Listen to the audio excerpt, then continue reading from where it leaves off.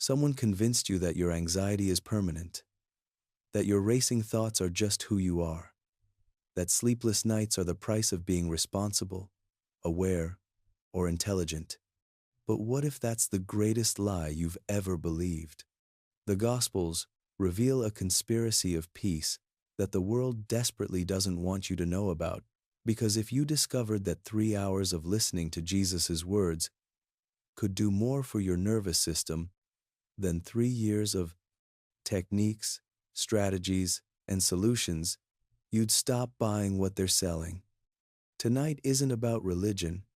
It's about remembering a rest so primal, so ancient, that your body recognizes it before your mind does.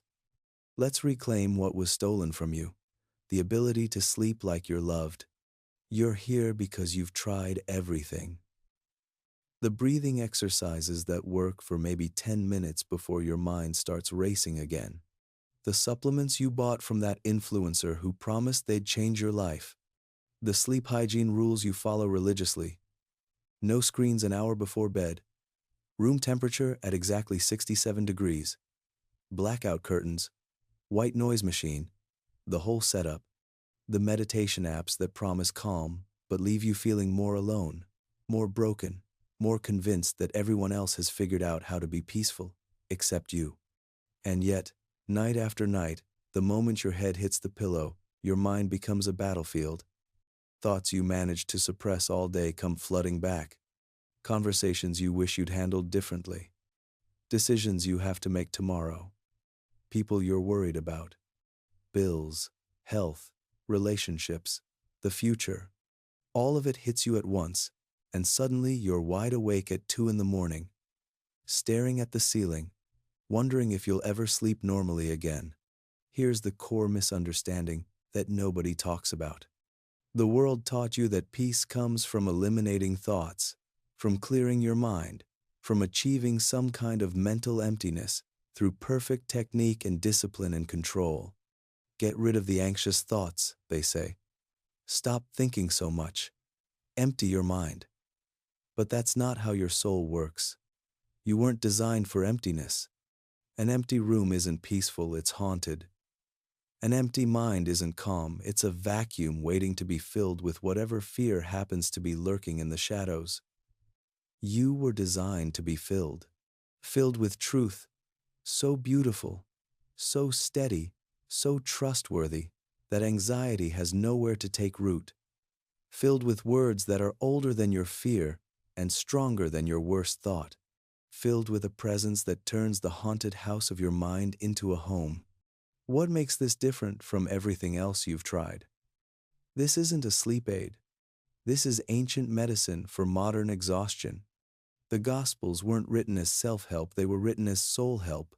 They don't offer tips on how to manage your symptoms. They offer transformation at a level most solutions never touch. They don't give you techniques to cope with your storm. They introduce you to the one who commands it. Every other solution you've tried asks the question, how can I fix my broken sleep? The Gospels ask a completely different question. What if your sleeplessness isn't a problem to solve, but an invitation to trust? What if the reason you can't sleep isn't what you think it is? Not the caffeine, though you've tried cutting that out. Not the stress, though you've tried to reduce it. Not even the 1,000 tasks waiting for tomorrow, though you've written them all down in your journal like the productivity experts told you to. What if your body refuses to rest because your spirit is still fighting battles you were never meant to fight alone?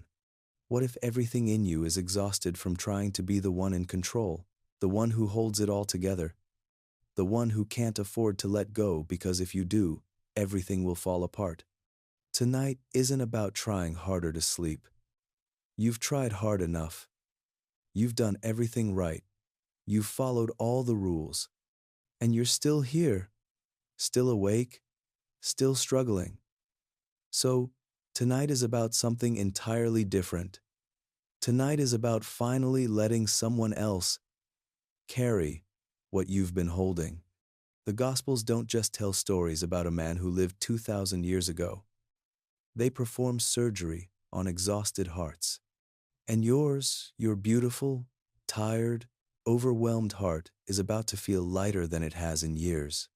Because tonight, you'll discover that the same voice that created rest itself, that spoke light into darkness and order into chaos, that breathed life into dead things and peace into violent storms, is still speaking.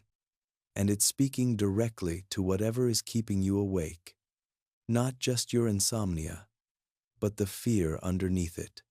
Not just your anxiety, but the burden underneath that.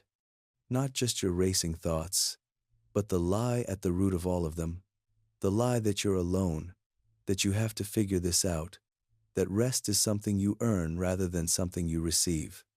The unique insight that changes everything is this: every other solution treats your sleeplessness as a malfunction to be fixed. Take this pill, try this breathing pattern, download this app, follow this routine. And implicit in all of that is the message that you're broken, that something is wrong with you, that if you just found the right technique or the right product or the right amount of willpower, you'd be fine. But the Gospels don't see it that way at all. They see your sleeplessness as your soul crying out for something the world can't give you. They see your anxiety as proof that you're human, not proof that you're defective. They see your racing mind not as a problem to eliminate, but as a space waiting to be filled with truth. And the truth they offer isn't, try harder. The truth they offer is, you're loved, you're held, you can stop fighting now. What you'll receive tonight isn't just sleep, though you may sleep more deeply than you have in months. What you'll receive is a visceral encounter with peace that transcends understanding. The kind of peace the Apostle Paul talked about, a peace that doesn't make sense given your circumstances. A peace that guards your heart and mind even when nothing in your external world has changed. You'll feel your nervous system shift, not because you did the right technique, but because something ancient and true is washing over you. Your thoughts will slow, not because you forced them to, but because they're being replaced by something better. And somewhere in the middle of Matthew, Mark, Luke, or John, somewhere between the parables and the miracles and the quiet moments when Jesus withdrew to pray, you'll stop fighting and start resting.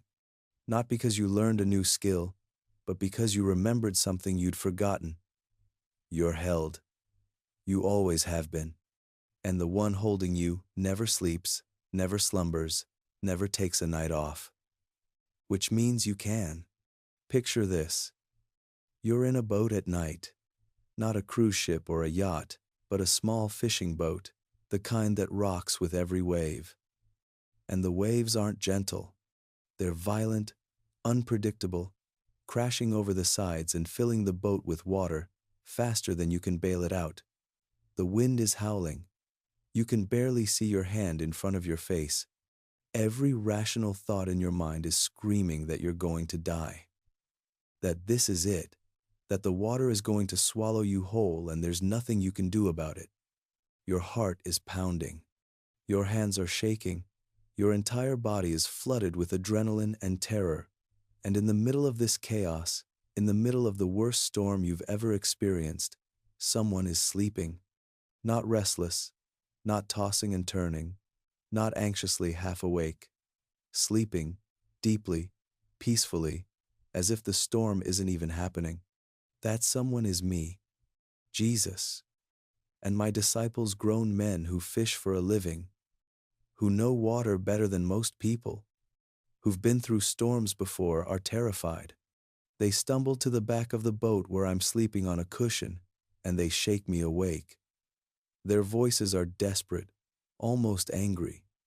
"Teacher, don't you care that we're drowning?" That's what they ask. Not, "Can you help us?" Not, "We need you." But, "Don't you care?" Because in their minds, the fact that I'm sleeping while they're panicking means I don't understand the severity of the situation. It means I'm disconnected from their reality. It means I'm not taking this seriously. I open my eyes. I look at them for a moment, and I can see everything they're feeling. The fear, the desperation, the belief that this is the end. Then I stand up. I look at the storm, the same storm that has them convinced they're about to die, and I speak 3 words. Just 3. Peace. Be still. That's it. No shouting. No straining. No elaborate prayer or ritual. Just a quiet command. And instantly, immediately, the water goes glass. The wind dies. Complete, absolute calm. As if the storm was never there. As if the last 10 minutes of terror were erased in a single breath. Then I turn back to them, and I ask the most haunting question in all of Scripture. Why are you afraid? Do you still have no faith? And you can feel the weight of that question, because they've seen me heal people. They've watched me cast out demons. They've witnessed miracles. And yet, when their own lives felt threatened, they forgot. They forgot who was in the boat with them. They forgot that the one who created the water was sleeping right there next to them. They forgot that the storm, no matter how loud, no matter how violent, no matter how convincing, was never in charge. Here's what this story is really about. It's not about a historical event that happened 2,000 years ago on a lake in Galilee, though it did happen. About the storm in your mind at this very moment, the one keeping you from rest, the anxiety that feels overwhelming, the fear that feels suffocating, the thoughts that feel inescapable. That storm, the one raging inside you, is loud. It's convincing. It feels like the most real thing in the world. But it's not more powerful than my voice. It never was. Your anxiety is loud, but it's not authoritative. They can scream and crash and threaten all they want, but they cannot override the same voice that once said, "Peace, be still," to a literal storm and watched it obey. Tonight, as you hear the Gospels, you're not just learning what I did on that boat 2,000 years ago. You're experiencing what I'm still doing, right now. In this moment, I'm speaking peace into chaos. Your chaos, by name. Every anxious thought that's keeping you awake, I'm speaking to it the same way I spoke to that wind. Every fear that feels like it's going to swallow you, I'm commanding it to be still the same way I commanded those waves. This isn't metaphor. This isn't poetry. This is me, Jesus, exercising the same authority I've always had and inviting you to experience what my disciples experienced that night. The visceral, undeniable reality that when I speak, creation listens, including the storm inside you. But what if you've been in the storm so long, you forgot what peace even feels like? What if you can't remember the last time your mind was quiet? What if rest feels like such a foreign concept that you don't even know if you'd recognize it anymore? That's okay. That's actually perfect. Because what you're about to hear isn't dependent on your ability to remember. It's dependent on my ability to restore. And I've been restoring things that seemed permanently broken for a very long time. There's another moment in the Gospels that wrecks me every time someone really pays attention to it. A man who couldn't walk, paralyzed, completely immobile, dependent on others for everything. He had friends, though. Good friends. The kind who loved him enough to be willing to look ridiculous in front of a crowd, because that's what they did. They heard I was teaching in a house nearby, and they thought, if we can just get him to Jesus, everything will change. So they carried him, on a mat, through the streets. Can you imagine? 4 grown men carrying their friend, refusing to give up, refusing to leave him behind. They get to the house, and it's packed. Wall-to-wall people, standing room only. No way to get through the door, let alone get their friend close to me. Most people would have given up. They would have said, "We tried. Maybe another time." But not these friends. They looked at each other, and someone had an idea. A crazy idea. They climbed onto the roof. They started digging, tearing through the mud and branches and tile. People inside are looking up, confused, probably annoyed, dust and debris falling on their heads. And then, suddenly, there's a hole in the ceiling, and through that hole, 4 ropes appear, and at the end of those ropes, a mat, and on that mat, a man. They lowered him down, slowly, carefully, right in front of me, right in the middle of my teaching. And here's where it gets strange. Everyone in the room is thinking the same thing. He needs to walk. He's paralyzed. Jesus is going to heal his legs. That's the obvious need. That's what everyone can see. But I don't say, get up and walk. Not yet. The first words out of my mouth are, your sins are forgiven. Everyone freezes. The religious leaders in the room are furious. They start muttering to each other, who does he think he is? Who can forgive sins but God alone? They're right to be shocked, because what I just said was either the most blasphemous thing they'd ever heard, or it was the truth. There's no middle ground. Either I'm claiming to be God, or I'm a fraud. I look at them. I know exactly what they're thinking. And I say, which is easier to say your sins are forgiven, or to say, get up and walk?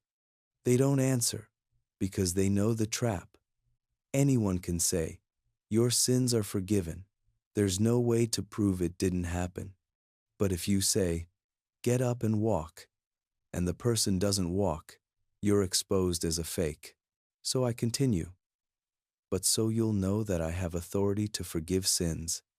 I turn to the man on the mat. Get up, take your mat, go home.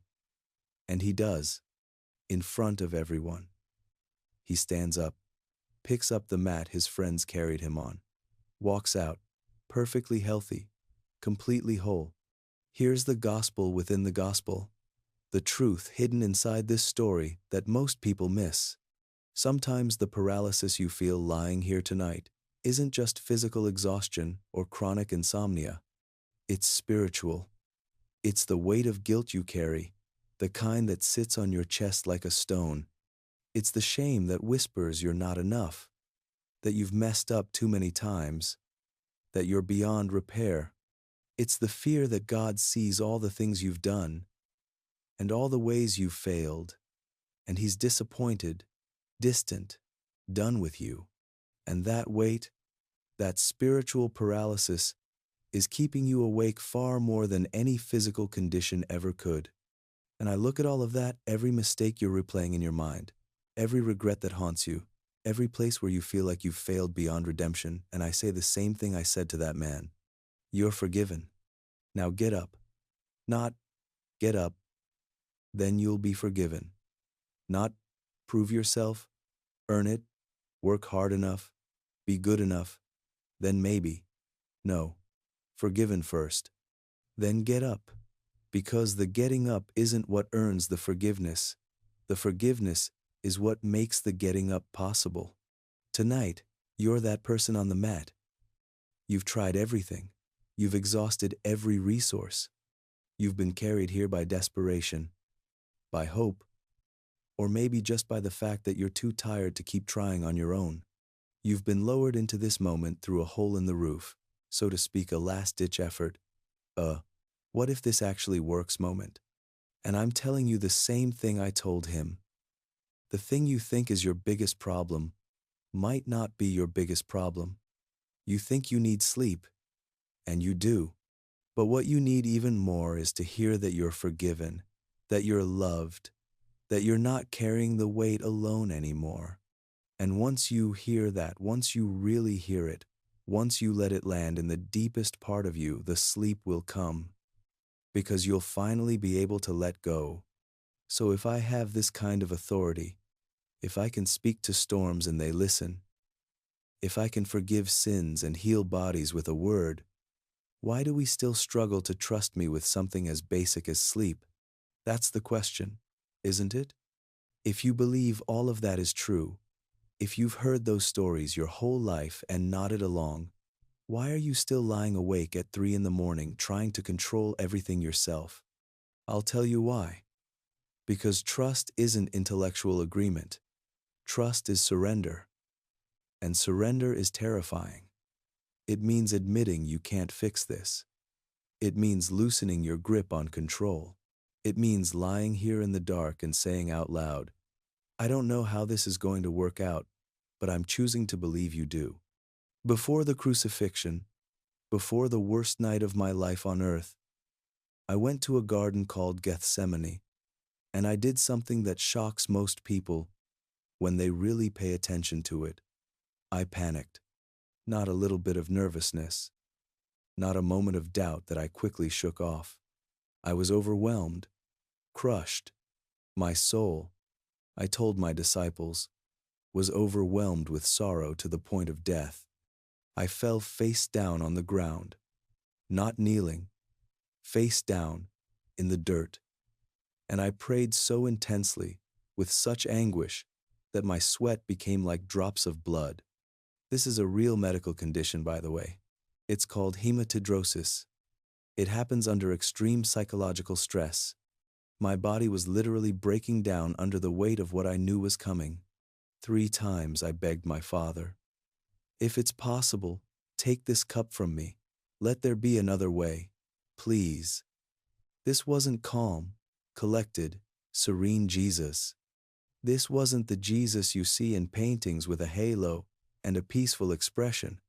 This was Jesus in full human anguish, experiencing every anxiety, every dread, every fear you've ever felt, lying awake at 3 in the morning wondering how you're going to survive what's coming. I knew what the cross meant. I knew the physical torture. Yes, I knew I was about to carry every sin, every betrayal, every act of violence, every lie, every wound that humanity had ever inflicted or ever would inflict. I was about to become sin itself, to take on the full weight of separation from God so that you never have to. And the horror of that, the unbearable weight of it, was crushing me in that garden.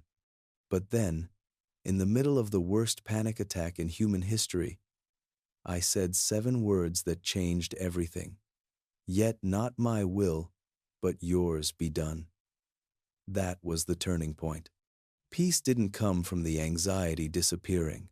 It didn't come from my Father saying, you know what, you're right, let's find another way.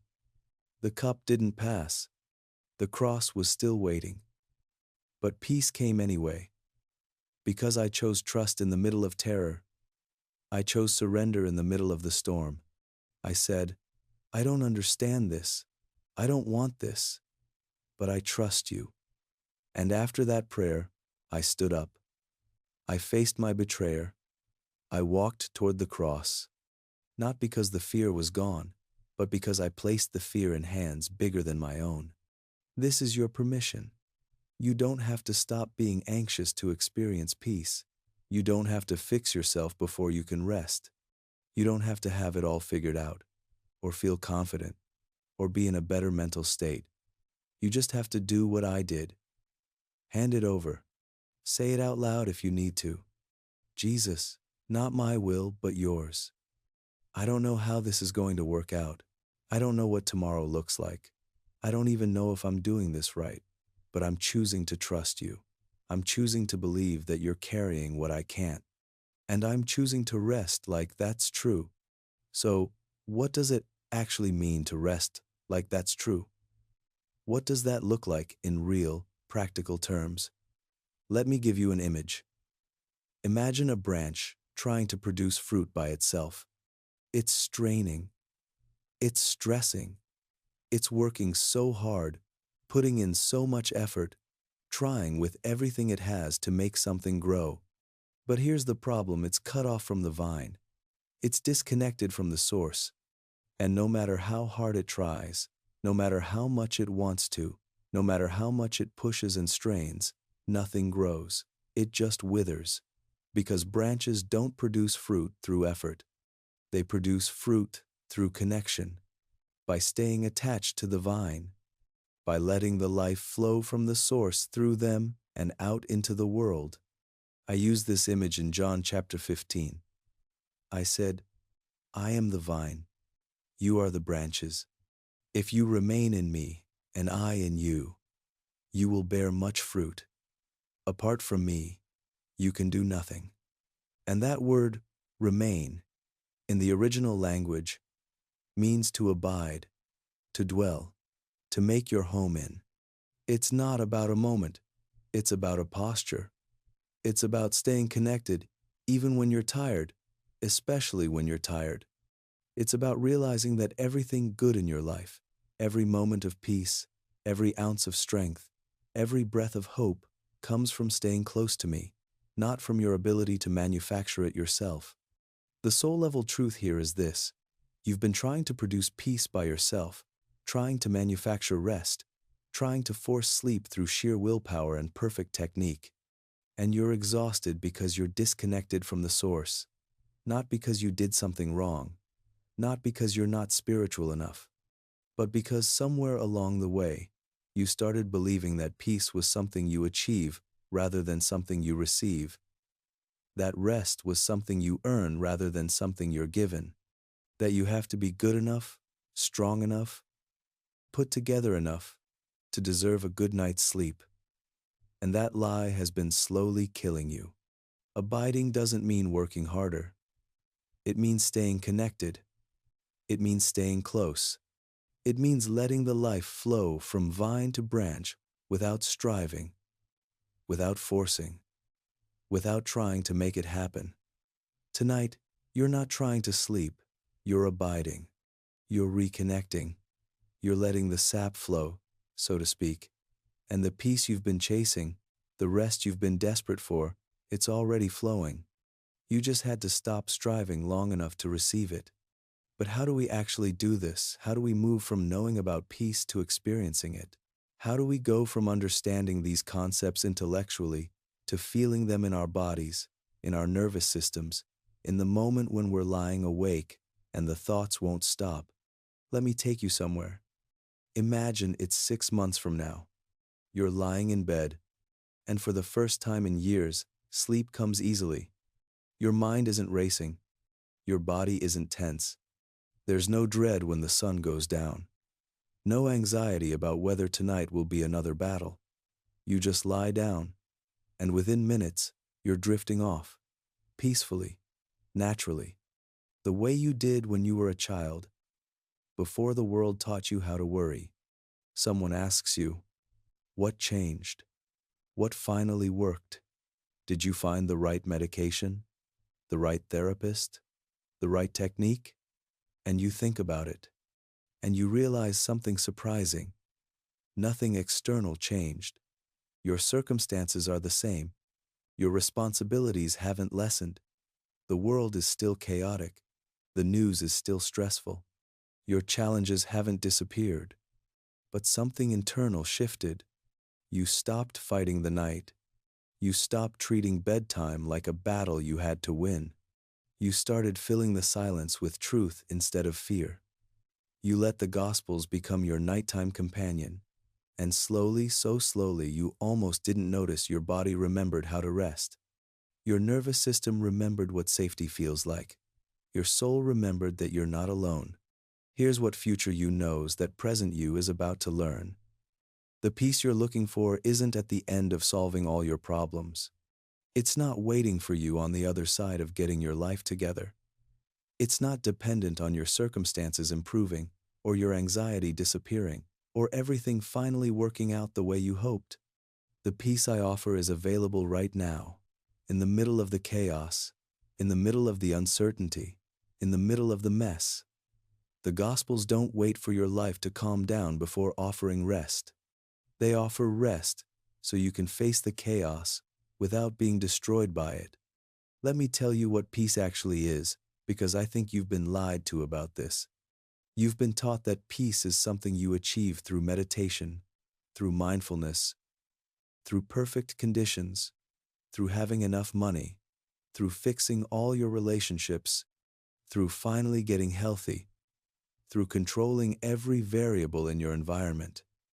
But the Gospels reveal something radically different.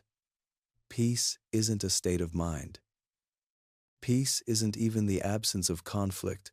Peace is a person, me. I am peace. And when I said in John chapter 14, "Peace I leave with you. My peace I give you. I do not give to you as the world gives," I was making a distinction that changes everything. The world's peace is conditional. It depends on things going right. When your bank account is healthy, you're calm. When your relationships are smooth, you're relaxed. When your health is good, you're at ease. But the moment something goes wrong, and something always eventually goes wrong, that peace evaporates. Because it was never rooted in anything solid. It was built on circumstances, and circumstances shift like sand. The peace I offer is counter-conditional. It exists in spite of chaos, not because of the absence of chaos. It's not dependent on your life being perfect. It's dependent on your connection to me. And I don't change based on your circumstances. I'm the same yesterday, today, and forever. Which means my peace is available in the storm, not just after it. The practical shift that needs to happen in your mind right now is this. Tonight, you're not trying to create peace. You're not trying to manufacture calm through the right breathing pattern or the right mental strategy. You're receiving it. You're receiving a person. You're letting me, Jesus, the Prince of Peace, become your calm. And when you wake at 3 in the morning with your heart racing and your mind spiraling, you're not alone with your thoughts. You're in the presence of the one who commands storms by name, including the storm in your mind. But why do we resist this so much? Why does surrender feel harder than striving? I'll tell you why. Because surrender feels like giving up. It feels like weakness. It feels like you're admitting defeat, admitting you couldn't handle it, admitting you failed. And everything in our culture, everything you've been taught since childhood, tells you that's unacceptable. You're supposed to be strong, capable, independent. You're supposed to figure it out, handle it, not need anyone's help. Asking for help is weakness. Admitting you can't do it alone is failure. And so you keep fighting, keep pushing, keep trying to fix yourself, even when you're so exhausted you can barely function. But here's what the Gospels reveal. Surrender isn't weakness. It's wisdom. It's the smartest thing you could possibly do. Because you were never designed to carry everything alone. You were designed for connection, for dependence, for relationship. The whole reason I came to earth, the whole reason I lived a human life and died a brutal death and rose again, was so that you would never have to face anything alone. So that in your weakest moment, my strength would be made perfect. So that when you finally let go of the illusion of control and admit, I can't do this, I could step in and say, I know.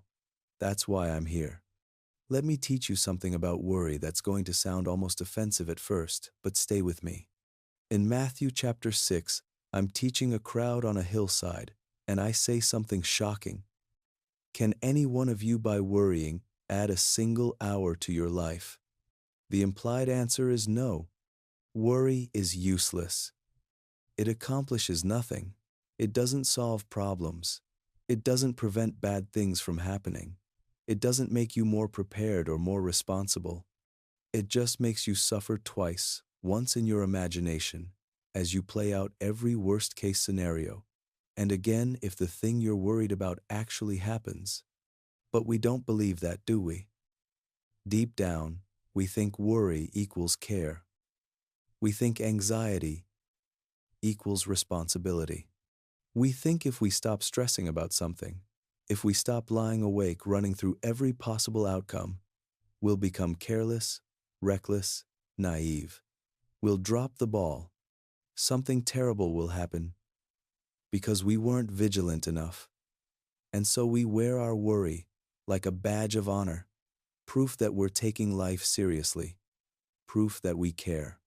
The gospel reframe, the truth that's going to set you free if you let it, is this: worry isn't proof you care. It's proof you're trying to control what was never yours to control in the first place.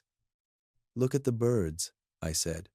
They don't plant crops or store food in barns, and yet your Father feeds them. Are you not more valuable than birds? Look at the flowers. They don't work or make clothing for themselves, and yet Solomon in all his splendor wasn't dressed as beautifully as one of these. If God cares that much about birds and flowers, things that are here today and gone tomorrow, how much more will He take care of you? The lie you've believed, maybe your whole life, is this: if I don't worry, something bad will happen. But here's the truth: bad things might happen whether you worry or not. Life is uncertain. That's the reality of being human in a broken world. But worry guarantees you'll suffer twice. It guarantees you'll rob yourself of peace in the present because of problems that may or may not exist in the future. Most of what you worry about never happens. And the things that do happen, you handle them when they come. But worry doesn't prepare you. It just exhausts you. Tonight, I'm inviting you to test something radical. What if you let me carry the weight? What if you slept like you're loved, not like you're in charge? What if you trusted that the one who feeds the birds and clothes the flowers is fully capable of taking care of you? What if you believed, really believed, deep in your bones, that worrying about tomorrow doesn't make you more responsible? It just makes you more miserable. But what about real, legitimate fears? The ones that aren't irrational? What about the diagnosis you're waiting on? What about the relationship that's falling apart? What about the financial crisis that's very real and very scary? What about the loved one who's in danger? Those aren't made-up anxieties. Those are actual threats. So what do we do with those? Let me take you back to that boat. When the disciples woke me up, screaming, "Don't you care that we're drowning?" Fear told them something very specific. Fear told them they were dying. Fear was urgent, loud, convincing, impossible to ignore. Their hearts were pounding. Their hands were shaking. Every instinct in their body was screaming, "This is the end." Fear felt true because it was loud, because it was visceral, because their entire nervous system was confirming the story fear was telling. But fear was wrong. They weren't dying. They were never going to die in that boat. Not because storms aren't dangerous, they are. Not because the situation wasn't serious, it was. But because I was in the boat with them. And the one who created the water, the one who set the boundaries for the seas and said, "This far and no farther," was never going to let them drown. The storm was real. The danger felt real. But the authority the storm had over them was an illusion. Because authority doesn't belong to the loudest voice. It belongs to the most powerful one. Here's the paradox you need to understand. Fear feels true because it's loud. But truth isn't determined by volume. Your fear right now is telling you convincing stories. You'll never sleep again. This anxiety is permanent. You're too broken for rest. Something terrible is going to happen, and you won't be able to handle it. And those stories feel so real, so urgent, so undeniable. Your body believes them. Your nervous system is responding to them as if they're facts. But persuasive isn't the same as true. Loud isn't the same as accurate. And the loudest voice in your head is rarely the wisest one. Tonight, you're learning to recognize fear's voice, to hear it, to acknowledge it, to not pretend it doesn't exist, but then to hear a different voice, a quieter one, the one that doesn't shout or demand or threaten, the one that simply says, "Peace, be still." And you're going to discover something that might surprise you. That quieter voice has more authority than the screaming one, because it's my voice. And when I speak, creation listens, including the storm in your mind. So, how do we actually hear that voice when anxiety is deafening? How do we find the quiet authority underneath the loud fear? It starts with this: proximity. You can't hear a whisper from across the room. You have to get close. And that's what tonight is about: getting close enough to hear, staying close long enough to let the truth drown out the lies. Not through effort, not through straining, but through presence. Through letting the words of the Gospels wash over you, again and again, until your nervous system starts to remember that there's a voice more trustworthy than your fear. This might sound strange, but in a world addicted to productivity, hustle, and constant motion, in a world that measures your worth by your output and your value by your achievements, rest is rebellion. It's an act of resistance. It's a middle finger to every system that tells you you're only as good as what you produce. The Gospels present a Jesus who regularly withdrew to rest, who prioritized time alone with the Father even when crowds were demanding his attention, who slept during storms, who took breaks even when there was more work to be done, who said, "Come to me, all who are weary and burdened, and I will give you rest." The cultural narrative, the one you've internalized whether you realize it or not, says rest is laziness, sleep is wasted time. If you're not anxious, you're not paying attention. If you're not hustling, you're falling behind. If you're resting, someone else is working harder and they're going to win and you're going to lose. This narrative is everywhere. In your workplace, on social media, in the productivity books, and the motivational speeches, and the success stories that make you feel like if you're not grinding 24/7, you're failing. But the gospel narrative says something completely different. Rest is trust. Sleep is worship. When you rest, you're saying with your whole body, "God's got this. I don't have to." When you sleep, you're declaring, "The world will keep spinning without my constant vigilance." When you let go, you're proclaiming, "I am not the Savior. I am not the Sustainer. I am the Beloved." And the Beloved rest. Every night you lie awake, you're unconsciously declaring something. You're saying, "It all depends on me. If I don't stay alert, if I don't keep thinking about this, if I don't solve it right now, everything will fall apart." And I understand why you think that. Because you're capable. Because people depend on you. Because you've probably carried more than your share for a very long time. But that belief, that it all depends on you, is slowly killing you. It's robbing you of rest, yes, but it's robbing you of so much more. It's robbing you of joy, of presence, of the ability to just be rather than always do. Every night you surrender to sleep, you're declaring something different. You're saying, "It all depends on Him. I trust that while I rest, God is working. I trust that I can let go without everything collapsing. I trust that I am loved, not for what I do, but for who I am." And that's not just a nice thought. That's a revolutionary reorientation of your entire identity. You are not the Savior. You're not the one holding the universe together. You're the Beloved, and the Beloved get to rest. But what if resting feels irresponsible? What if you have people depending on you? What if there are real, urgent needs that require your attention? What if letting go feels like abandoning the people you love? Here's what you need to understand. You will be a better friend, a better partner, a better parent, a better human when you're rested than when you're running on fumes.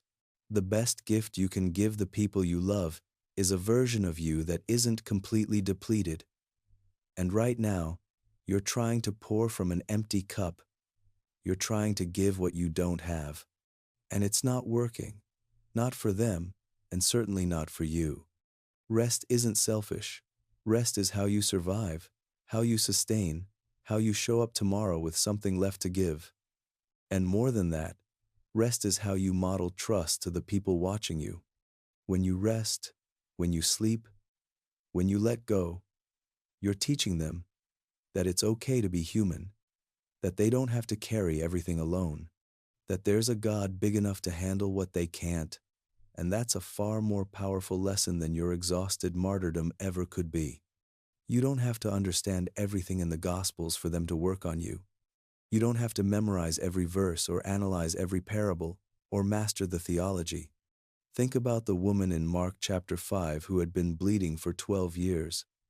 She'd spent everything she had on doctors and nothing helped. She was desperate, isolated, considered unclean by her society. And she heard I was passing through town. She fought her way through the crowd, a crowd she wasn't supposed to be in because of her condition, and she reached out, just touched the edge of my robe, that's all. One touch. And immediately, power flowed out of me and into her. She was healed. Completely. After 12 years of suffering, one touch changed everything. I felt it happen. I turned around and asked, "Who touched me?" My disciples thought I was crazy. There are hundreds of people pressing in on you, and you're asking who touched you. But I knew. Because she didn't just bump into me.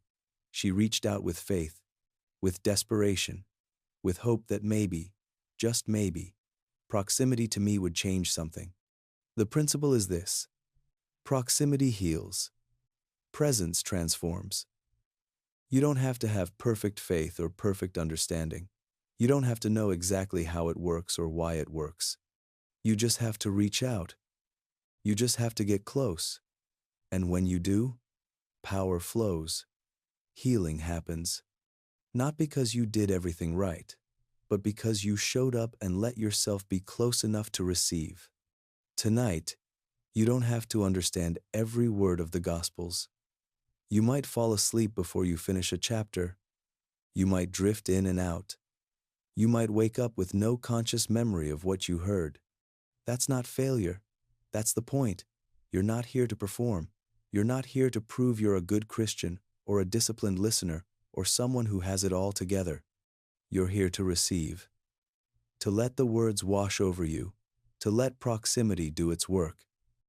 And healing happens not through your effort, but through your willingness to just be close. The paradox is this: the less you try, the more it works. The more you surrender analysis and just listen, the deeper the rest goes. Because you're not engaging your cognitive mind, the part of you that wants to figure everything out, control everything, understand everything.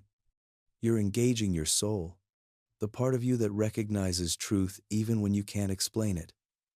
The part of you that knows the sound of the shepherd's voice even in sleep.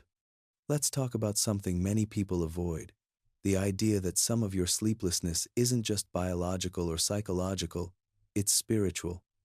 I know that sounds dramatic. I know it might make you uncomfortable. But stay with me. The enemy loves the 3 a.m. hour, the time when you're most vulnerable, most isolated, most prone to believing lies. He waits until you're alone in the dark, and then he starts whispering. And his whispers sound like your thoughts, which is why they're so effective. You're alone. God abandoned you. This will never get better. You're too broken. You've messed up too many times. Nobody really loves. You're going to fail. Something terrible is going to happen. Those aren't your thoughts. They're attacks. And they're designed to do one thing: separate you from me. Because he knows that when you're connected to me, when you're abiding in me, when you're hearing my voice, his lies have no power. But when you're isolated, exhausted, vulnerable, that's when he strikes. And he's been doing this since the Garden of Eden. He's the father of lies. And his entire strategy is to make you doubt my goodness, my presence, my love. Here's what the Gospels reveal: those voices have no authority. When I was tempted in the wilderness after fasting for 40 days, the enemy came at me with lies disguised as logic. If you're really the Son of God, prove it. Turn these stones into bread. Jump off this building and make the angels catch you. Every temptation was designed to make me doubt my Father's goodness, to take control into my own hands, to trust myself instead of trusting Him. And every time, I responded the same way. It is written. I quoted scripture, not because I was playing some religious game, but because truth is the weapon that cuts through lies. Truth is what exposes deception for what it is. The weapon you're using tonight is the same weapon I used in that wilderness. The word itself, not as information, but as a sword. Hebrews says the word of God is living and active, sharper than any double-edged sword. It doesn't just tell you truth, it cuts through lies. It doesn't just inform your mind, it transforms your reality. Every verse you hear tonight is cutting through the lies the enemy has been telling you. Every sentence is dismantling fear, reclaiming ground, pushing back darkness. One person wrote to me and said, "When I play scripture at night, I've had dreams where dark figures try to turn it off. But they can't. Because it's not my strength keeping it on, it's yours." That's exactly right. This isn't about your power. It's about mine. And the promise, the guarantee, the non-negotiable truth is this: greater is He who is in you than he who is in the world. The enemy can harass you, but he can't have you. He can attack, but he can't win. Because the victory was already won on the cross, and you're just living in the aftermath of that victory. But why does it feel like we have to keep fighting the same battles night after night? Why does the anxiety come back? Why do the lies return? If the victory is already won, why are we still struggling? Because spiritual warfare isn't a one-time event. It's an ongoing reality. The enemy doesn't give up just because he lost. He keeps trying, keeps probing, keeps looking for an opening. And he's patient. He'll wait for your most vulnerable moment, and then he'll strike. But here's what you need to understand. He can only win if you believe him. His power is in deception. He has no ability to force you to do anything. He can only tempt, suggest, whisper. And if you recognize his voice, if you counter it with truth, he has to flee. James says, "Resist the devil and he will flee from you."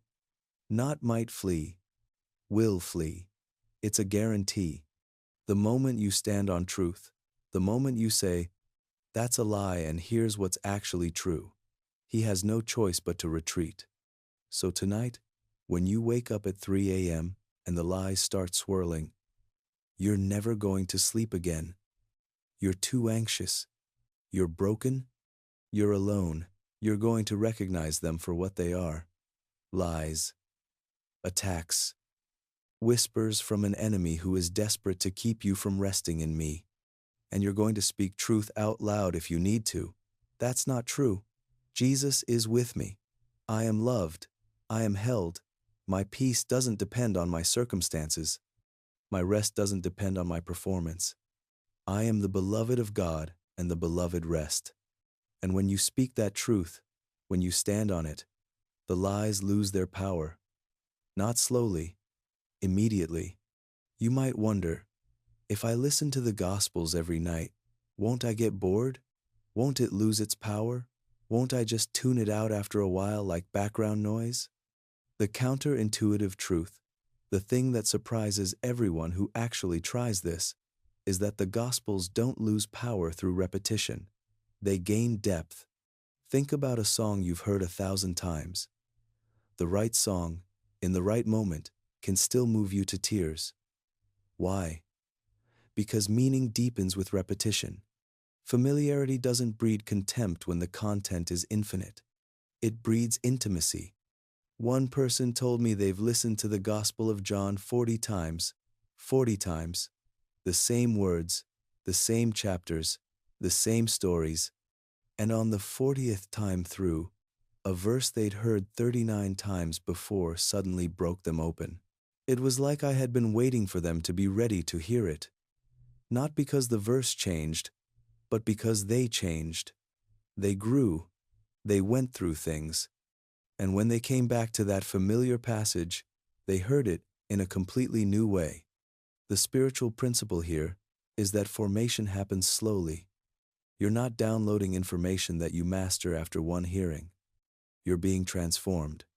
And transformation requires time, repetition, presence. It requires coming back again and again, letting the same truths work on you at different levels, in different seasons, through different struggles. What you hear tonight might not be what you need, but what you hear tomorrow night, or next week, or 3 months from now when you're going through something different, that might be exactly what saves you. The permission I'm giving you is this. You don't have to keep searching for new content, new strategies, new solutions, new teachers, new methods. The Gospels are inexhaustible. You could listen to them every night for the rest of your life and never exhaust their depth. You could hear the same story 100 times, and on the 101st time, discover something you never noticed before. Return to them, again and again. So how do we move from passive listening to active trust? How do we shift from just hearing words to actually resting in them? What does that transition feel like? It starts before you even press play. It starts with preparing your environment. Not in a superstitious way, not in a, if I don't do this exactly right, it won't work way, but in a, I'm creating space for something sacred way. Before you begin tonight, create a physical space that reflects the spiritual posture you're entering. Dim the lights. Not complete darkness, just enough to signal to your body, to your nervous system, it's safe to rest now. Your body responds to light. It's designed that way. When it's bright, your body thinks it's time to be alert. When it's dark, your body knows it's time to sleep. So help your body out. Make the space conducive to rest. Set your phone to do not disturb. Not because you're disconnecting from the world in some irresponsible way, not because you're ignoring emergencies, but because you're protecting this one sacred hour from the chaos of notifications. Every ping, every buzz, every alert pulls you out of rest and back into the world's demands. And the world's demands can wait until morning. This hour is yours. This hour is holy. Get comfortable. Not so comfortable that you'll be shifting around all night trying to find the right position, but comfortable enough that your body isn't fighting you. Sometimes we're so used to being uncomfortable that we don't even realize how tense we are. Relax your jaw. Let your body sink into the bed like you're being held, because you are. Have water nearby if you need it. Sometimes you'll wake up thirsty, and that's okay. Don't let that be the thing that interrupts your rest, that makes you get up and fumble around in the dark. Just have it within reach so you can take care of your body without fully waking up. The mindset shift that needs to happen here is this. You're not just preparing to sleep, you're preparing to meet with God. This is holy time. This is set-apart time. This is time when you're choosing to be in my presence, to let my words fill your mind, to let my peace guard your heart. Treat it accordingly, not with religious obligation or rigid rules, but with reverence, with intention, with the understanding that something significant is about to happen. Before the Gospels begin, before you hear my voice reading scripture, take 60 seconds to name what you're carrying, out loud if you can, in your head if you can't, but name it. Because unnamed burdens are heavier than named ones. What are you bringing into this moment? What's weighing on your mind? What's keeping your nervous system activated? Name it. Give it words. Jesus, I'm bringing you the conversation I had today that I can't stop replaying. The one where I said the wrong thing and now I'm spiraling about what they must think of me. Name it. Jesus, I'm bringing you the decision I have to make tomorrow.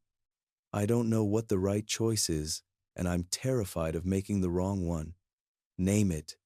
Jesus, I'm bringing you the person I'm worried about, the loved one who's struggling, and I don't know how to help them, and I feel helpless. Name it.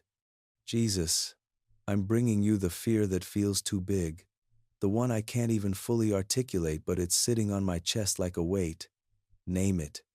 Jesus, I'm bringing you the exhaustion I can't shake, the feeling that I'm running on empty, and I don't know how much longer I can keep going. Name it. Say it out loud if you can.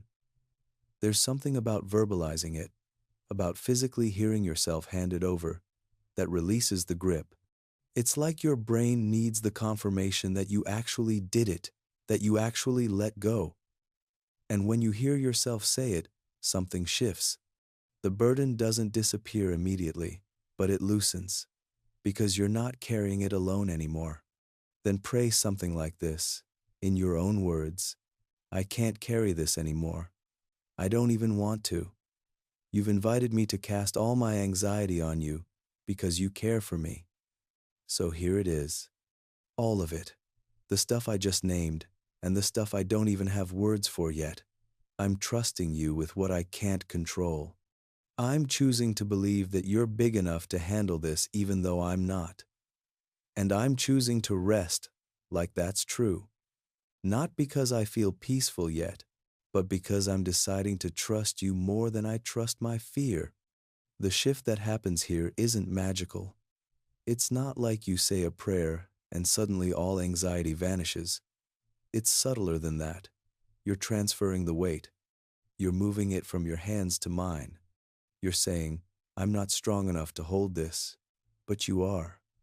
And in that transfer, in that moment of surrender, something in your nervous system starts to relax. Not because the problem went away, but because you're not facing it alone.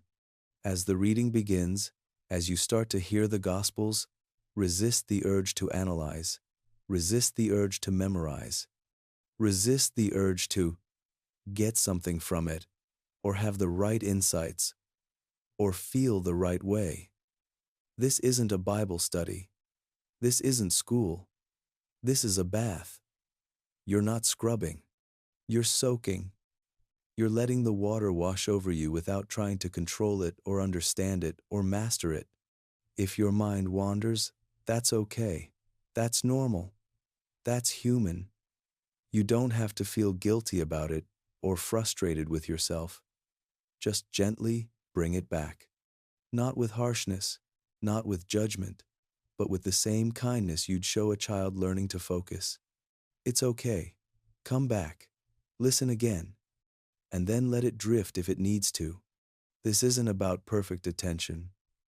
It's about presence.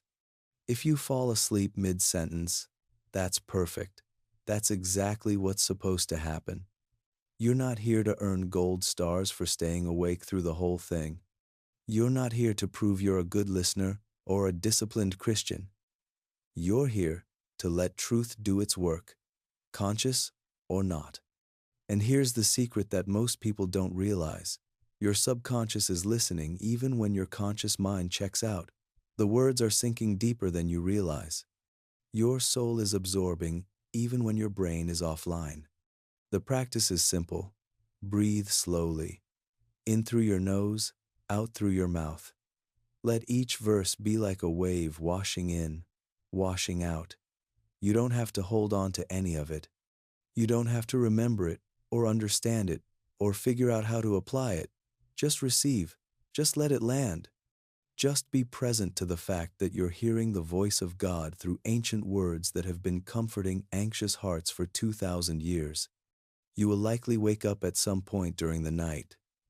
Maybe your body needs to shift position. Maybe a sound startles you. Maybe your bladder wakes you up. Maybe anxiety creeps back in without warning. And when that happens, don't panic. Don't see it as failure. Don't start the mental spiral of, I knew this wouldn't work. I'm broken. I can't even do this right. Just notice, the Gospels are still playing. The voice is still there. You're not alone. Whisper this, out loud or in your heart. Jesus, you're still here. That's it. That's all you need to say. Because the truth is, I never left. I was there when you fell asleep. I was there while you were sleeping. I'm there now that you're awake. My presence doesn't depend on your consciousness. I don't leave just because you're not paying attention. So when you wake up, just acknowledge that you're still here. Then listen. Let the words re-anchor you. You don't have to do anything. You don't have to fix yourself or calm yourself down or force yourself back to sleep. Just notice my presence. Just let the words continue washing over you. And if anxiety starts spiraling, if the familiar lies start creeping back in, if fear starts to take over, do this. Name it. Out loud if you can. This is fear talking. Just naming it takes away some of its power, because when you name it, you create distance between you and it. You stop being the fear and start observing the fear. And that tiny bit of distance is enough. Then counter it. Speak truth directly to the lie. This is fear talking. But Jesus is here, and he is greater. You're not trying to argue yourself out of fear. You're not trying to convince yourself. You're just speaking a truth that's more real than what you feel. And truth doesn't need to be shouted. It just needs to be stated. Then return to the words. Let the gospel continue washing over you. Let my voice drown out the other voices. The principle here is this. Middle of the night wakings aren't failures. They're not proof that this isn't working. They're opportunities to practice trust in real time, to discover that even when you're awake, even when anxiety comes back, even when it feels like you're back at square one, I'm still there, and my presence is enough. When you wake up in the morning, whether it's because you slept through the entire night, or because you've had broken sleep, or because you barely slept at all, do this before you reach for your phone, before you start thinking about your to-do list, before you let the demands of the day crash in on you. Take 30 seconds, just 30 seconds. Not just physically are you rested or still tired, but spiritually. Is there a verse still echoing in your mind? A sense of peace you didn't have last night? Even if it's subtle, even if it's just a tiny flicker, notice it. Thank me for what I did while you slept. Even if it feels small. Even if you're still tired. Even if you still woke up multiple times. Even if it wasn't the perfect night you hoped for. Thank me for presence. Thank me for proximity. Thank me for the fact that I stayed. Because gratitude shifts something in your brain. It redirects your focus from what didn't happen to what did. From what's still broken to what's being healed. From what you lack to what you've been given. Set an intention for the day. Not a rigid plan, not a list of things you have to accomplish, but a simple statement of trust. If you gave me rest last night, you'll give me strength today. That's it. Say wait I weigh. You're acknowledging that whatever rest you received, whatever peace you experienced, even if it was just moments of it, came from me, not from your technique, not from doing everything perfectly, from me. And if I was faithful last night, I'll be faithful today. If you journal, here's a prompt that might help. What did I notice about my sleep last night? What shifted, even in small ways? What do I want to release again tonight? You're not looking for dramatic testimonies or miraculous transformations. You're looking for small movements, subtle shifts, because that's how growth happens. Not in giant leaps, but in tiny, consistent steps. And over time, those tiny steps add up to a completely different reality. The long game here, the thing you need to understand, is that this isn't a one-night fix. This isn't a magic pill that you take once and you're cured forever. This is a practice. You're training your body, your mind, your spirit to recognize rest as your natural state, not the exception. You're reprogramming your nervous system to remember what safety feels like. You're replacing years of anxiety-driven nights with a new pattern, a new rhythm, a new way of being. It takes showing up night after night, even when it doesn't feel like it's working, even when you're discouraged, even when you're tempted to give up and go back to what's familiar. But here's the promise. Every night you show up, every night you choose to fill the silence with truth instead of fear, every night you let my words wash over you, something is shifting. At a level deeper than you can see. Your soul is being watered, your spirit is being fed, your nervous system is being healed. And one day, maybe not tonight, maybe not tomorrow, but one day, you're going to realize that the battle you've been fighting for years doesn't feel as intense anymore. That the anxiety that used to paralyze you is starting to loosen its grip. That rest is starting to feel less like a war you have to win and more like a gift you're learning to receive. Tonight, you've done something your soul has been begging for. You've stopped trying to manufacture peace on your own strength and started receiving it from the only source that never runs dry. You've heard the same voice that calmed ancient seas speak directly to your storm. You've let the Gospels do what they were always meant to do, not just inform your mind, but transform your rest, your nervous system, your entire way of being in the world. You've learned that peace is a person, not a technique, that it's me, Jesus, and when you abide in me, when you stay connected to me, peace flows naturally, because I am peace. You've learned that worry doesn't make you more responsible, it just makes you suffer twice, that the best way to care for the people you love is to trust me enough to rest, because you'll show up tomorrow with something left to give. You've learned that fear is loud but not authoritative, that just because something feels overwhelmingly true doesn't mean it is. That my voice, though quieter, carries more weight than all your anxiety combined.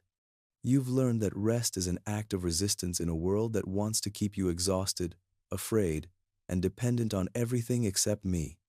That every time you choose to sleep, you're declaring that you're not the savior I am. That you're not in control, I am. That you trust me more than you trust your need to stay vigilant.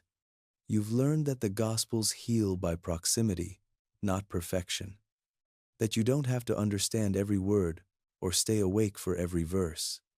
That just being close, just letting the words wash over you, is enough.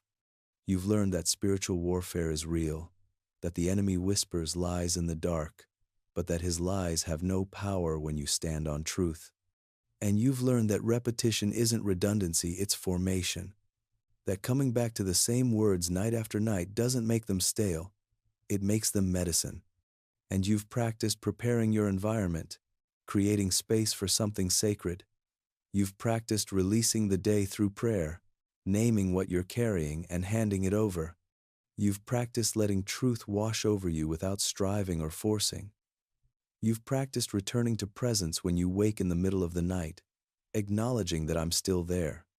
And you've practiced reflecting with gratitude in the morning, noticing even the smallest shifts. The transformation that's happening isn't always dramatic. It's not always obvious. You might not feel completely different tomorrow morning. You might still wake up tired. You might still struggle with anxiety, but something has shifted. Somewhere in your nervous system, in your spirit, in the deepest parts of you that words can't reach, you've remembered something essential. You are held, not by your own strength, not by your ability to calm yourself or fix yourself or perfect yourself, but by me, by the one who never sleeps, never wavers, never stops whispering peace over your storms. You came here tonight exhausted, worn down by years, maybe decades, of nights spent fighting for sleep, wondering if rest would ever feel natural again, wondering if you were just broken in a way that couldn't be fixed. And tonight, something shifted. Maybe you didn't feel it consciously. Maybe you fell asleep before you realized. But your soul felt it. Your body felt it. Some part of you that's been holding on so tightly, gripping so hard, trying so desperately to stay in control, that part started to relax, to soften, To remember that you don't have to hold yourself together, because I'm already holding you. I want you to say this with me, out loud if you can, in your heart if you can't, but say it. Let these words become your truth. Let them replace the lies you've been believing. I am not broken. I am not too anxious for rest. I am not abandoned in the night. I am the beloved of God, and the beloved sleep soundly, knowing they are held. I release control, and their problemant, and the rated, in contention, and the righted problemant. I receive peace. I trust the one who commands storms by name. Tonight, and every night, I rest like I am loved, because I am. Say it again if you need to. Let it sink in. Let it become more than words. Let it become the truth you stand on when everything else feels uncertain. You are not broken. You are human. You are not too far gone. You are exactly where I can reach you. You are not facing this alone. I am here. I have always been here, and I will never leave. If this resonated with you, if you felt even a moment of peace tonight, even a flicker of hope, even a softening in your chest, would you let me know? Leave a comment. Tell me what shifted. Tell me what you're releasing tonight. Tell me what you're choosing to trust me with, because your story matters. Your struggle matters. And when you share it, when you speak it out loud, you give permission to someone else who's lying awake right now, thinking they're the only one who can't figure this out. You remind them they're not alone. And that might be the thing that finally helps them rest. And if you know someone else who's lying awake right now, someone who's fighting their own storms, someone who's exhausted from trying to fix themselves, share this with them. Sometimes the most loving thing we can do is hand someone away to finally rest. To say, here, try this. It helped me. Maybe it'll help you too. You don't have to explain it, or defend it, or convince them. Just offer it, and let me do the rest. If you want more nights like this, if you want to keep experiencing this, keep returning to this space where anxiety loosens its grip and peace becomes possible, then stay connected. Subscribe. Let this become a rhythm, a practice, a nightly return to the source of rest, because the more you come back, the more you abide, the deeper the transformation goes. This isn't a one-time event. This is a way of life, and I want to walk it with you, night after night, for as long as you need me, which is forever. But for now, don't do anything. Don't move. Don't plan. Don't start thinking about tomorrow. Just rest. Just be here. Just let yourself be held. The Gospels are about to begin. My voice is about to fill this space, and I'm already speaking peace over your mind, your body, your spirit. The storm inside you is about to hear the same voice that calmed the Sea of Galilee, and it's going to listen, not because you forced it to, but because when I speak, creation obeys. Even the chaos in your heart, even the anxiety in your mind, even the fear that's kept you awake for far too long. Peace, be still. Rest, beloved. I've got you, and I'm not letting go. Now, let me read to you from the Gospel of Matthew, beginning with these words that have comforted anxious hearts for 2,000 years. Come to me, all you who are weary and burdened, and I will give you rest. Take my yoke upon you and learn from me, for I am gentle and humble in heart, and you will find rest for your souls. For my yoke is easy and my burden is light. This is my invitation. This has always been my invitation. Come, stop striving, stop fighting, stop trying to earn what I'm freely offering. Just come and receive the rest you've been searching for your entire life. The Gospel of Matthew, chapter 5. Blessed are the poor in spirit, for theirs is the kingdom of heaven. Blessed are those who mourn, for they will be comforted. Blessed are the meek, for they will inherit the earth. Blessed are those who hunger and thirst for righteousness, for they will be filled. Blessed are the merciful, for they will be shown mercy. Blessed are the pure in heart, for they will see God. Blessed are the peacemakers, for they will be called children of God. Blessed are those who are persecuted because of righteousness, for theirs is the kingdom of heaven. You are blessed, beloved, even in your struggle, even in your exhaustion, even in your doubt and your fear and your inability to rest. You are blessed, not because everything is perfect, but because I am with you. And where I am, blessing follows. Where I am, peace is possible. Where I am, rest is within reach. So close your eyes. Let your body sink deeper into rest. Let my words become the last thing you hear before sleep takes you. And know that while you rest, I am still speaking, still guarding, still holding, still loving you with a love that will never let you go. Peace, beloved. Peace. Let me continue reading from the Sermon on the Mount. These words I spoke on a hillside to people just like you, people who were tired and burdened and desperate for hope. You are the salt of the earth, but if the salt loses its saltiness, how can it be made salty again? It is no longer good for anything, except to be thrown out and trampled underfoot. You are the light of the world. A town built on a hill cannot be hidden. Neither do people light a lamp and put it under a bowl.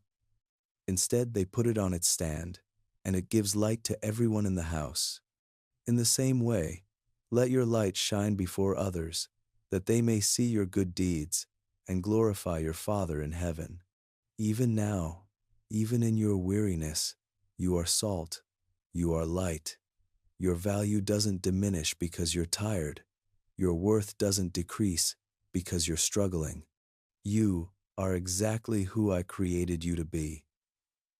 When you wake up, you will still be salt and light, not because you earned it, but because I declared it. Rest in that tonight. Rest in the unchanging truth of who you are in me. Do not store up for yourselves treasures on earth, where moths and vermin destroy, and where thieves break in and steal.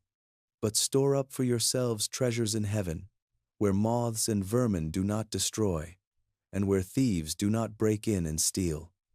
For where your treasure is, there your heart will be also. The eye is the lamp of the body. If your eyes are healthy, your whole body will be full of light. But if your eyes are unhealthy, your whole body will be full of darkness. If then the light within you is darkness, how great is that darkness? What are you treasuring tonight, beloved? What are you holding on to so tightly that you can't rest? What possession? What position? What person? What plan are you clinging to as if your life depends on it? Let it go, just for tonight. Let it rest in my hands, because where your treasure is, that's where your heart will be. And if your treasure is me, if your security is in me, if your hope is in me, then your heart can be at peace no matter what storms rage around you. No one can serve two masters. Either you will hate the one and love the other, or you will be devoted to the one and despise the other. You cannot serve both God and money. Therefore I tell you, do not worry about your life, what you will eat or drink, or about your body, what you will wear. Is not life more than food, and the body more than clothes? Look at the birds of the air. They do not sow or reap or store away in barns, and yet your heavenly Father feeds them. Are you not much more valuable than they? I've said this before tonight, but I want to say it again because you need to hear it again. The birds don't worry, not because they're irresponsible, not because they don't care about tomorrow, but because they trust the Father. They wake up each morning and they sing. They build their nests. They feed their young. They do what they were created to do. And somehow, mysteriously, miraculously, they're provided for. If the Father pays that much attention to birds, creatures that live for maybe a few years and then they're gone, how much more does He pay attention to you? You, who are created in His image. You who are loved with an everlasting love. You who are valuable beyond measure. Can any one of you by worrying add a single hour to your life? And why do you worry about clothes? See how the flowers of the field grow. They do not labor or spin. Yet I tell you that not even Solomon in all his splendor was dressed like one of these. If that is how God clothes the grass of the field, which is here today and tomorrow is thrown into the fire, will He not much more clothe you, you of little faith? You of little faith. I say that not as an insult but as an invitation. Your faith doesn't have to be perfect. It doesn't have to be strong. It doesn't have to be unshakable. Even a little faith, even faith the size of a mustard seed is enough. Because faith isn't about the size of your belief. It's about the size of the God you believe in. And I am more than big enough to handle what you cannot. So do not worry, saying, "What shall we eat? Or what shall we drink? Or what shall we wear?" For the pagans run after all these things, and your heavenly Father knows that you need them. But seek first His kingdom and His righteousness, and all these things will be given to you as well. Therefore, do not worry about tomorrow, for tomorrow will worry about itself. Each day has enough trouble of its own. Each day has enough trouble of its own. You don't need to borrow tomorrow's trouble tonight. You don't need to solve next week's problems in your head at 2 in the morning. You don't need to figure out how everything is going to work out before you can rest. All you need to do is be here now. Trust me now. Let tomorrow worry about itself. Tonight, you rest. And tomorrow, when it comes, I'll be there too. I'll give you what you need for that day, just like I'm giving you what you need for this night. One day at a time, one moment at a time, one breath at a time. From Matthew chapter 7. Ask, and it will be given to you. Seek, and you will find. Knock, and the door will be opened to you. For everyone who asks receives, the one who seeks finds, and to the one who knocks, the door will be opened. Which of you, if your son asks for bread, will give him a stone? Or if he asks for a fish, will give him a snake? If you then, though you are evil, know how to give good gifts to your children, how much more will your Father in heaven give good gifts to those who ask Him? You've been asking for rest. You've been seeking peace. You've been knocking on every door, trying every solution. And tonight, this door has opened, not because you finally found the right technique, but because I heard you asking. I saw you seeking. I knew you were knocking. And I never ignore a cry for help from one of my children. Never. You might feel like your prayers have gone unanswered, like you've been asking for bread and getting stones. But I promise you, every prayer you've prayed, every desperate plea in the middle of the night, every tear you've cried, I've heard it all. And I'm answering. Maybe not in the way you expected. Maybe not in the timing you wanted. But I'm answering. And the answer is me. My presence, my peace, my love that never fails. So in everything, do to others what you would have them do to you. For this sums up the law and the prophets. Enter through the narrow gate. For wide is the gate, and broad is the road that leads to destruction, and many enter through it.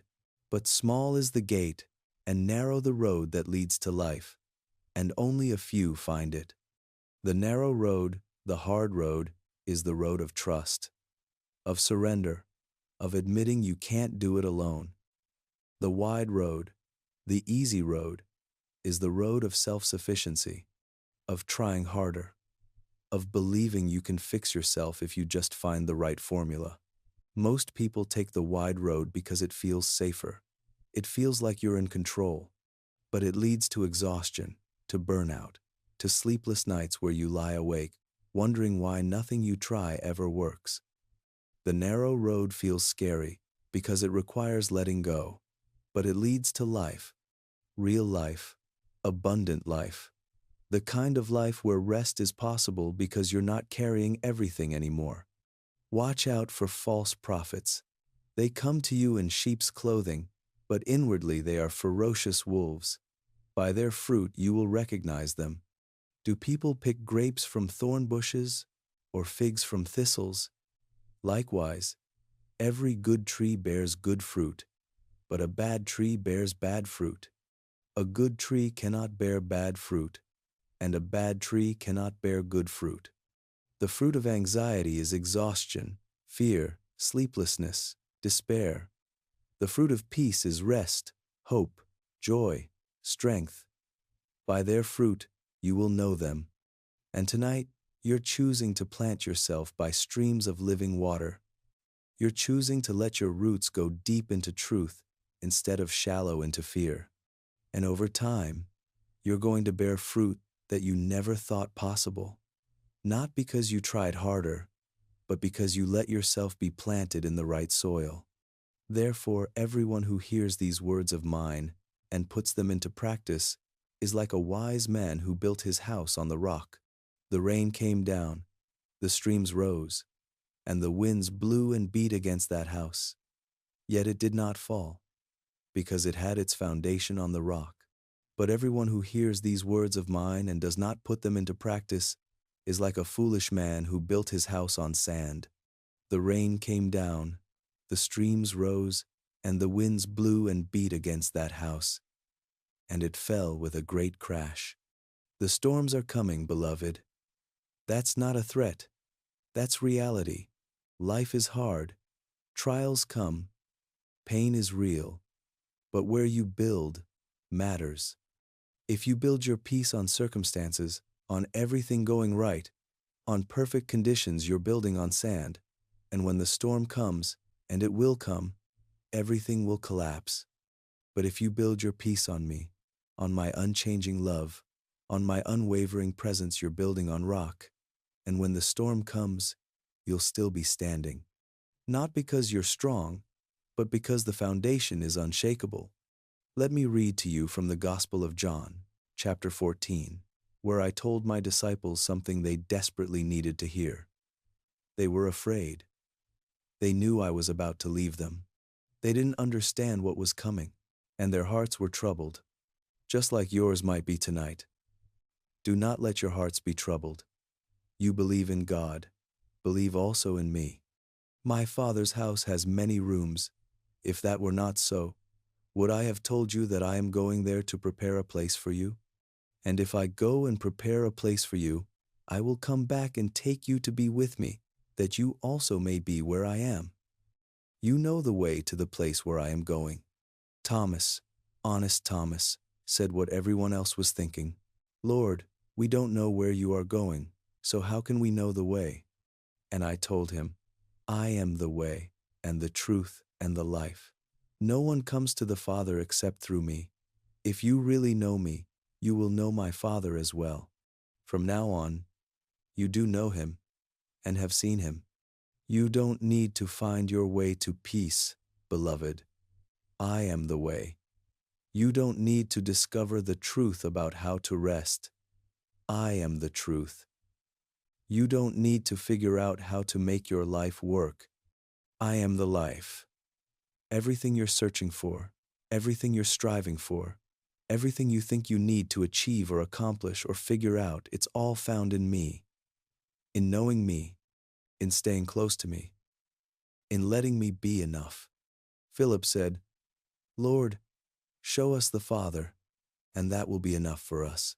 And I answered, Don't you know me, Philip, even after I have been among you such a long time? Anyone who has seen me has seen the Father. How can you say, Show us the Father? Don't you believe that I am in the Father, and that the Father is in me? The words I say to you, I do not speak on my own authority. Rather, it is the Father, living in me, who is doing his work. Believe me when I say that I am in the Father, and the Father is in me, or at least believe on the evidence of the works themselves. When you hear my voice tonight, you're hearing the Father's voice. When you experience my peace, you're experiencing the Father's peace. We are not separate, we are one. And if you have me, you have everything you need, not just for tonight, but for every night to come. Very truly I tell you, whoever believes in me will do the works I have been doing, and they will do even greater things than these, because I am going to the Father, and I will do whatever you ask in my name, so that the Father may be glorified in the Son. You may ask me for anything in my name, and I will do it. If you love me, keep my commands. And I will ask the Father, and he will give you another advocate to help you and be with you forever, the Spirit of truth. The Spirit of truth is with you right now. In this room, in this moment, as you listen to these words, he's the one who takes my truth and makes it real in your heart. He's the one who comforts you when words aren't enough. He's the one who prays for you when you don't know what to pray. And he will never leave you. Never. Even when you can't feel him, even when you doubt, even when you're so exhausted you can barely think he's there, closer than your next breath, more present than your loudest fear. The world cannot accept him because it neither sees him nor knows him. But you know him, for he lives with you and will be in you. I will not leave you as orphans. I will come to you. Before long, the world will not see me anymore, but you will see me. Because I live, you also will live. On that day you will realize that I am in my Father, and you are in me, and I am in you. You are in me, not far from me, not trying to get to me, in me, right now, as you listen, as you breathe, as you let your body relax into rest. You are in me, and I am in you, and nothing can separate us. Not your doubt, not your fear, not your exhaustion, not your failure, not your past, not your future, nothing. You are held, you are home, you are safe. Whoever has my commands and keeps them is the one who loves me. The one who loves me will be loved by my Father, and I too will love them and show myself to them. Then Judas, not Iscariot, said, But Lord, why do you intend to show yourself to us and not to the world? And I replied, Anyone who loves me will obey my teaching. My Father will love them, and we will come to them and make our home with them. We make our home with you. Not a visit, not a guest appearance. A home. We dwell in you. We stay. We don't leave when things get hard or when you mess up or when you stop feeling it. We remain. Faithfully. Constantly. Forever.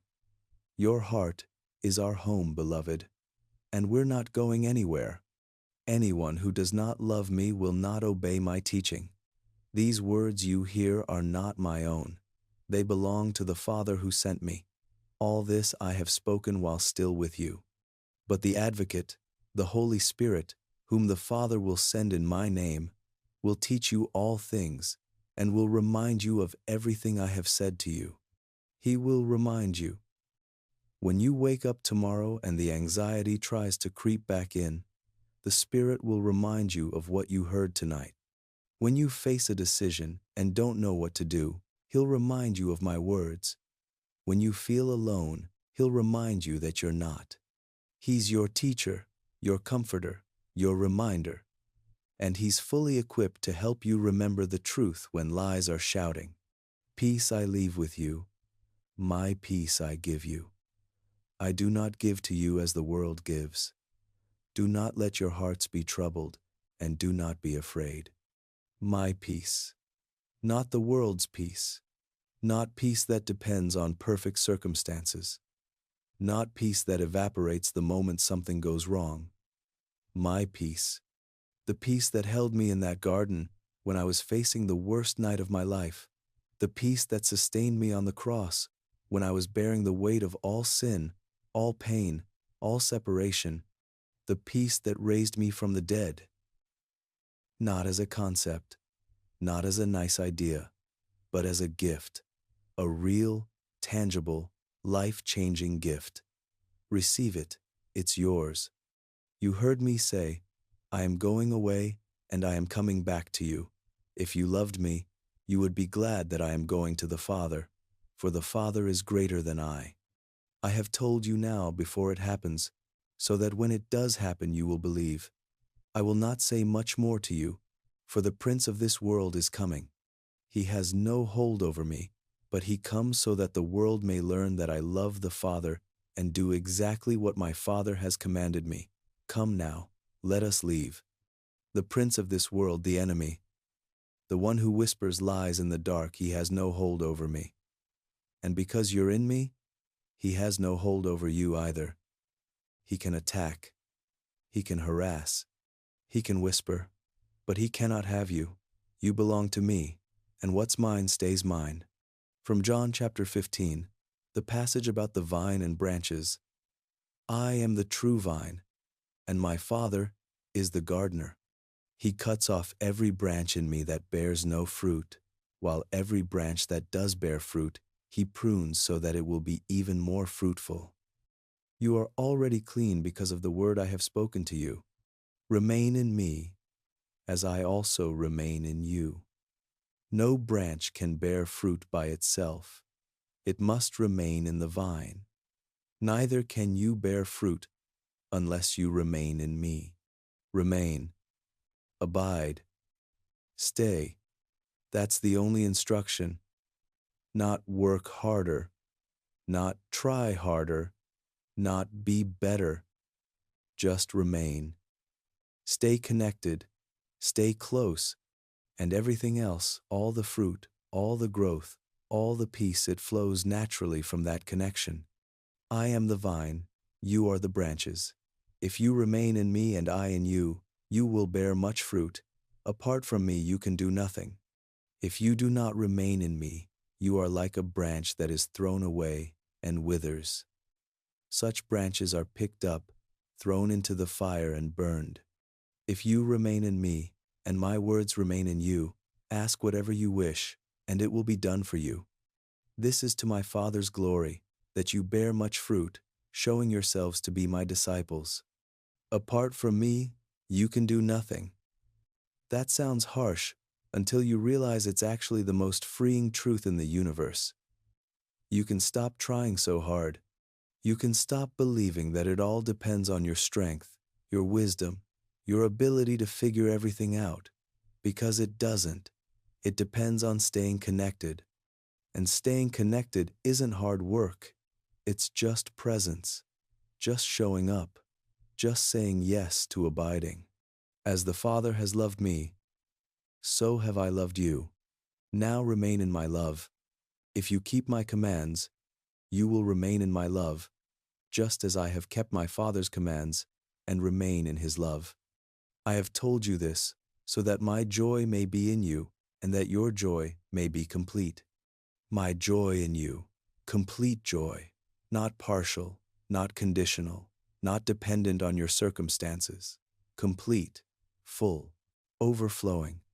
And it comes from remaining in my love, not earning it, not achieving it, just receiving it, just staying in it, just letting yourself be loved the way you've always been loved. My command is this: love each other as I have loved you. Greater love has no one than this, to lay down one's life for one's friends. You are my friends if you do what I command. I no longer call you servants, because a servant does not know his master's business. Instead, I have called you friends, for everything that I learned from my Father, I have made known to you. You are my friend, beloved, not my slave, not my employee, not someone who has to perform to earn my affection. My friend. And friends rest together. Friends trust each other. Friends don't have to pretend or perform or be perfect. They just have to be present. You did not choose me. But I chose you and appointed you so that you might go and bear fruit, fruit that will last, and so that whatever you ask in my name the Father will give you. This is my command: love each other. If the world hates you, keep in mind that it hated me first. If you belonged to the world, it would love you as its own. As it is, you do not belong to the world, but I have chosen you out of the world. That is why the world hates you. You don't belong to the world's system of earning and achieving and proving your worth. You belong to me. And in my kingdom, worth is inherent, value is given, not earned. Rest is a gift, not a reward for good behavior. You've been chosen. From John chapter 16. All this I have told you so that you will not fall away. They will put you out of the synagogue. In fact, the time is coming when anyone who kills you will think they are offering a service to God. They will do such things because they have not known the Father or me. I have told you this, so that when their time comes, you will remember that I warned you about them. Life is hard. Following me doesn't make it easy. It makes it purposeful. It makes it meaningful. It makes it worth it. But it's still hard, and I'm not going to lie to you about that. There will be nights when peace feels far away. There will be moments when you wonder if any of this is real. There will be times when the darkness feels overwhelming. But in those moments, remember, I told you it would be hard. And I also told you that I've overcome the world. Both are true. I did not tell you this from the beginning because I was with you, but now I am going to him who sent me. None of you asks me. Rather, you are filled with grief because I have said these things. But very truly I tell you, it is for your good that I am going away. Unless I go away, the advocate will not come to you, but if I go, I will send him to you. Sometimes what feels like absence is actually preparation for a deeper presence. Sometimes what feels like loss is actually setting the stage for something better. My physical presence was limited. I could only be in one place at one time. But the Spirit's presence is limitless. He can be with you and with millions of others simultaneously. He can be in every room, every heart, every moment of fear. You're never alone, because He's always there. When He comes, He will prove the world to be in the wrong about sin and righteousness and judgment. About sin, because people do not believe in me. About righteousness, because I am going to the Father, where you can see me no longer. And about judgment, because the prince of this world now stands condemned. I have much more to say to you, more than you can now bear.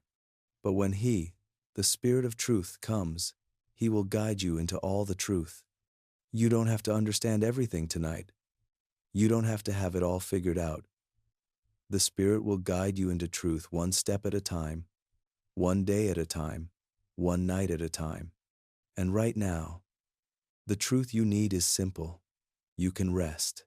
You're allowed to rest. You're invited to rest. And I'm here with you while you do. He will not speak on His own. He will speak only what He hears, and He will tell you what is yet to come.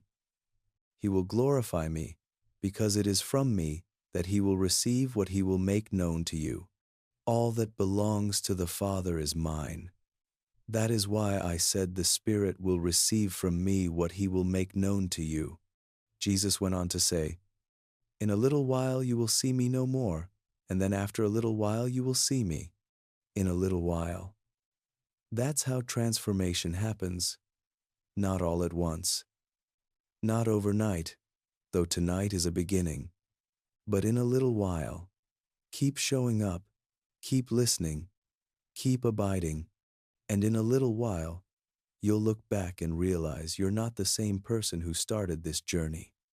The anxiety that felt insurmountable has loosened its grip. The sleep that felt impossible has become natural. The peace that felt like a fairy tale has become your reality.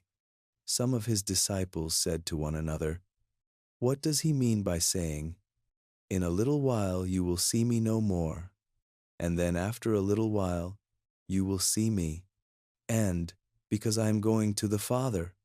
They kept asking, what does he mean by a little while? We don't understand what he is saying. Jesus saw that they wanted to ask him about this. So he said to them, are you asking one another what I meant when I said, in a little while you will see me no more, and then after a little while you will see me? It's okay to not understand. It's okay to have questions. It's okay to be confused. The disciples were confused all the time. They didn't get it. They asked questions. They misunderstood. And I loved them anyway. I was patient with them. I explained things in different ways until it clicked. And I'm the same with you. Your confusion doesn't disqualify you. Your questions don't frustrate me. Ask, wonder, seek, and trust that understanding will come when you're ready.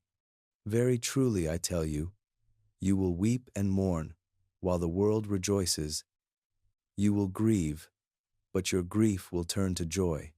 A woman giving birth to a child has pain because her time has come, but when her baby is born, she forgets the anguish because of her joy that a child is born into the world. So with you, now is your time of grief, but I will see you again, and you will rejoice, and no one will take away your joy. Your sleepless nights, your anxiety, your struggle, it's like labor pains. It's painful. Yes. It's exhausting.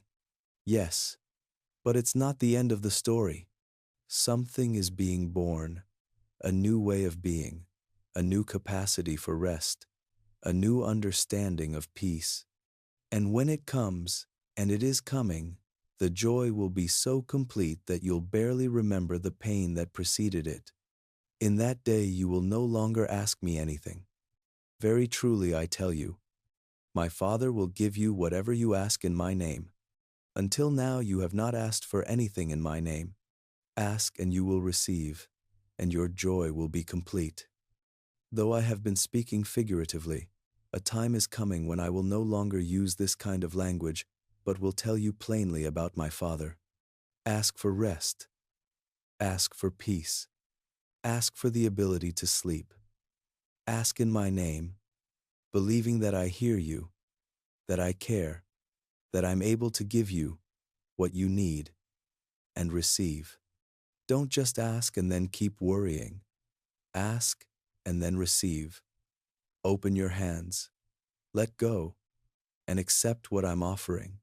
In that day you will ask in my name. I am not saying that I will ask the Father on your behalf. No, the Father himself loves you because you have loved me and have believed that I came from God. I came from the Father and entered the world. Now I am leaving the world and going back to the Father. The Father himself loves you, not because I talked him into it, not because I convinced him you're worth loving, but because he already loves you. He's always loved you, before you were born, before you took your first breath, before you made your first mistake. He loved you, and he's never stopped. He will never stop. His love is as permanent as his existence, and his existence is eternal. Then Jesus' disciples said, now you are speaking clearly and without figures of speech. Now we can see that you know all things and that you do not even need to have anyone ask you questions. This makes us believe that you came from God. Do you now believe? Jesus replied, a time is coming, and in fact has come, when you will be scattered, each to your own home. You will leave me all alone. Yet I am not alone, for my Father is with me. Even when everyone else leaves, the Father remains. Even when you feel abandoned by everyone and everything, you're not alone. The Father is with you. And because the Father is with you, I am with you. And because we are with you, the Spirit is with you. You are surrounded by love even when it feels like you're surrounded by darkness. I have told you these things, so that in me you may have peace. In this world you will have trouble. But take heart, I have overcome the world. In this world you will have trouble. That's a promise, not a threat. Not because I want you to suffer, but because that's the reality of living in a broken world. But take heart, be encouraged, find courage, because I have overcome the world. Every trouble you face, I've already defeated. Every fear that haunts you, I've already conquered. Every darkness that threatens you, I've already turned into light. And because I've overcome, you will overcome too. Let me read to you from John chapter 17, the prayer I prayed before going to face the cross. A prayer for my disciples, a prayer for you. Father, the hour has come. Glorify your Son, that your Son may glorify you. For you granted him authority over all people, that he might give eternal life to all those you have given him. Now this is eternal life, that they know you, the only true God, and Jesus Christ, whom you have sent. Eternal life isn't just about living forever. It's about knowing God, really knowing Him, experiencing Him, being in relationship with Him. And that starts now, tonight, as you listen, as you rest, as you let yourself be held. This is eternal life, beloved, right here, right now. I have brought you glory on earth by finishing the work you gave me to do. And now, Father, glorify me in your presence with the glory I had with you before the world began. I have revealed you to those whom you gave me out of the world. They were yours. You gave them to me, and they have obeyed your word. You were given to me by the Father as a gift. You're not an accident. You're not a mistake. You're not an afterthought. You were chosen, purposed, given to me by the Father himself, and I treasure you. I protect you. I love you with a love that will never let you go. Now they know that everything you have given me comes from you. For I gave them the words you gave me, and they accepted them. They knew with certainty that I came from you, and they believed that you sent me. I pray for them. I am not praying for the world, but for those you have given me, for they are yours. I'm praying for you, right now, always. I never stop interceding for you. When you don't know what to pray, when you're too tired to form words, when you're too overwhelmed to even think, I'm praying for you, asking the Father on your behalf, covering you, protecting you, loving you. All I have is yours, and all you have is mine. And glory has come to me through them. I will remain in the world no longer, but they are still in the world, and I am coming to you. Holy Father, protect them by the power of your name, the name you gave me, so that they may be one as we are one. Protected by the power of God's name. That's your reality. Not exposed, not vulnerable, not defenseless. Protected, guarded, kept safe by the most powerful force in the universe. And nothing, not anxiety, not fear, not insomnia, not the enemy himself can override that protection. While I was with them, I protected them and kept them safe by that name you gave me. None has been lost except the one doomed to destruction, so that Scripture would be fulfilled. I am coming to you now, but I say these things while I am still in the world, so that they may have the full measure of my joy within them. Full measure of joy. Not a little bit, not just enough to get by. Full, complete, overflowing. Even in the midst of struggle, even when life is hard, even when sleep doesn't come as easily as you'd like, joy is still possible, because joy isn't based on circumstances, it's based on me, and I'm unchanging. I have given them your word, and the world has hated them, for they are not of the world any more than I am of the world. My prayer is not that you take them out of the world, but that you protect them from the evil one. They are not of the world, even as I am not of it. Sanctify them by the truth. Your word is truth. Your word is truth. Every verse you're hearing tonight, every sentence, every word. It's not just nice ideas or inspiring thoughts. It's truth, objective, unchanging, reliable truth. And truth has the power to set you free. Free from lies, free from fear, free from the exhausting effort of trying to save yourself. As you sent me into the world, I have sent them into the world. For them I sanctify myself, that they too may be truly sanctified. My prayer is not for them alone. I pray also for those who will believe in me through their message. That's you. You're those who will believe through their message. 2,000 years later, you're hearing their testimony, their witness, their message, and I'm praying for you, by name, specifically, personally, not as part of a crowd, but as an individual I know and love and care about deeply. I pray that all of them may be one. Father, just as you are in me and I am in you, may they also be in us, so that the world may believe that you have sent me. I have given them the glory that you gave me, that they may be one as we are one, I in them and you in me, so that they may be brought to complete unity. Then the world will know that you sent me and have loved them even as you have loved me, loved even as the Father loves me. Let that sink in. The same love the Father has for me, He has for you. The same delight, the same pride, the same unwavering commitment. You're not loved less because you're human. You're loved with the full, complete, perfect love of God. Father, I want those you have given me to be with me where I am, and to see my glory, the glory you have given me because you loved me before the creation of the world. Righteous Father, though the world does not know you, I know you, and they know that you have sent me. I have made you known to them, and will continue to make you known in order that the love you have for me may be in them, and that I myself may be in them.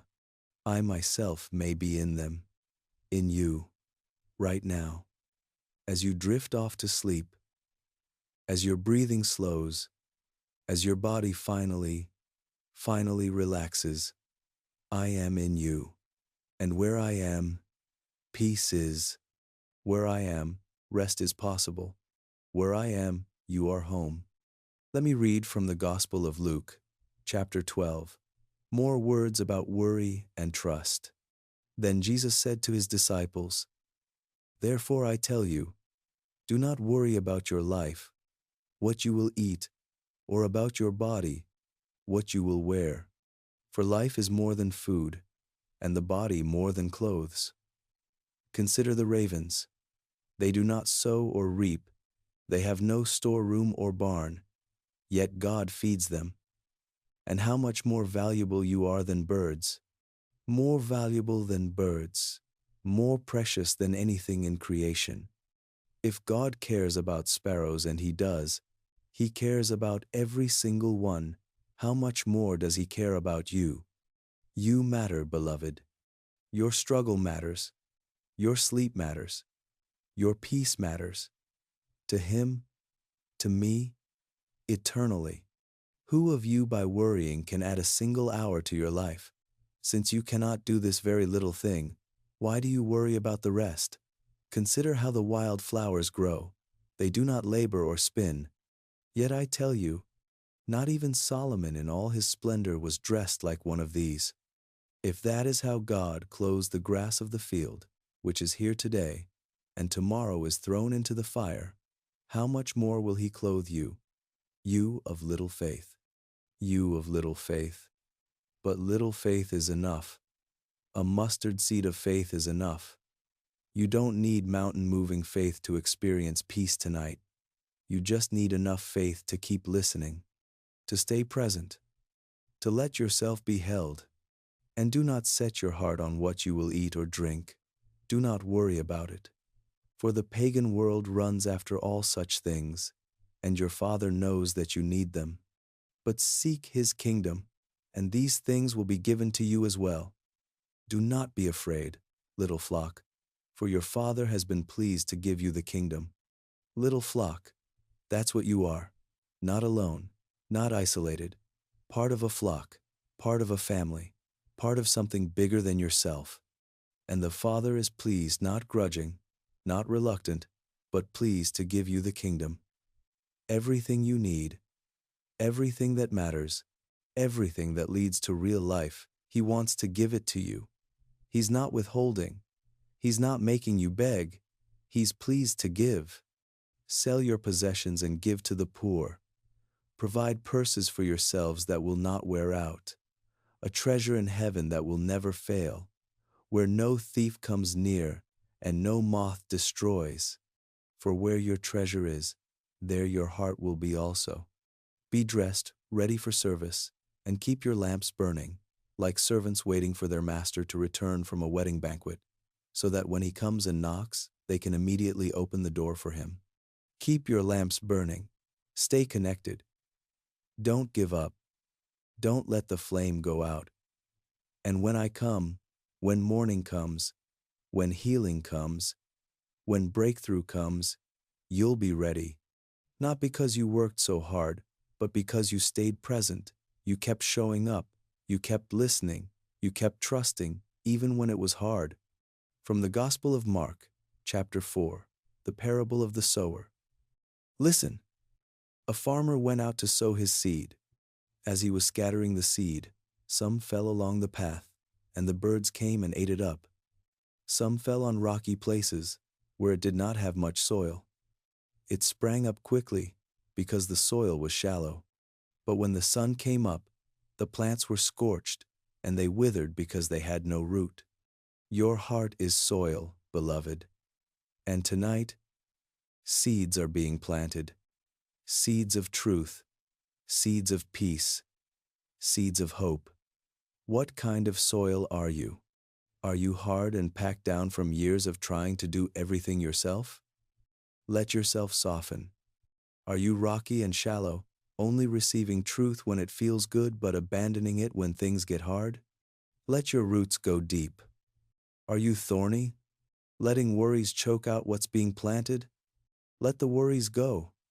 Or are you good soil, soft, deep, receptive? That's what I'm inviting you into tonight. Good soil, receptive soil, soil that lets truth take root and grow and bear fruit over time. Other seed fell among thorns, which grew up and choked the plants, so that they did not bear grain. Still, other seed fell on good soil. It came up, grew, and produced a crop, some multiplying 30, some 60, some 100 times. Then Jesus said, "Whoever has ears to hear, let them hear." You have ears. You're listening. And that's enough. That's all it takes. Just listening, just receiving, just letting the seed find its place in your heart. And over time, it will grow. Not because you forced it, not because you worked at it, but because that's what seeds do when they're planted in good soil. They grow. Let me finish with Psalm 23. Words written by David thousands of years ago. Words that have comforted millions of anxious hearts. The Lord is my shepherd. I lack nothing. He makes me lie down in green pastures. He leads me beside quiet waters. He refreshes my soul. He guides me along the right paths for his name's sake. Even though I walk through the darkest valley, I will fear no evil, for you are with me. Your rod and your staff, they comfort me. I am your shepherd. You lack nothing that you truly need. I make you lie down in green pastures sometimes, because you won't rest unless I make you, unless you have permission, unless someone you trust tells you it's okay. Consider this your permission. Lie down. Rest. You're in green pastures. Even if your circumstances don't feel like it, even if your mind is still racing, you're exactly where you need to be. beside quiet waters. Not raging rivers, not violent storms, quiet waters. Let your soul be refreshed. Let the noise die down. Let the quiet wash over you. Even though you walk through the darkest valley, and you might be in that valley right now, you don't have to fear, because I am with you. My rod and my staff, they comfort you. I protect you from predators. I guide you away from danger. I pull you back when you start to wander. I keep you safe, even when you can't see the path ahead. You are not alone in the valley. You have never been alone, and you never will be. You prepare a table before me in the presence of my enemies. You anoint my head with oil. My cup overflows. Surely your goodness and love will follow me all the days of my life, and I will dwell in the house of the Lord forever. Goodness and love follow you. Not condemnation, not judgment, not disappointment. Goodness and love. Every day, every night, every moment, they're pursuing you, chasing you down, catching up with you even when you run. You can't outrun my goodness. You can't escape my love.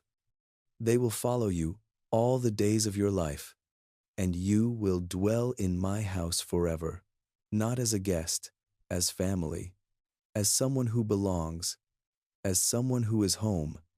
Rest now, beloved. Let your breathing slow. Let your muscles relax. Let your mind release its grip on all the things you've been holding. You've heard truth tonight. You've been washed in words that have the power to heal.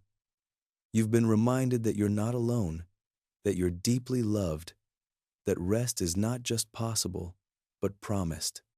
You don't have to fight anymore. Not tonight.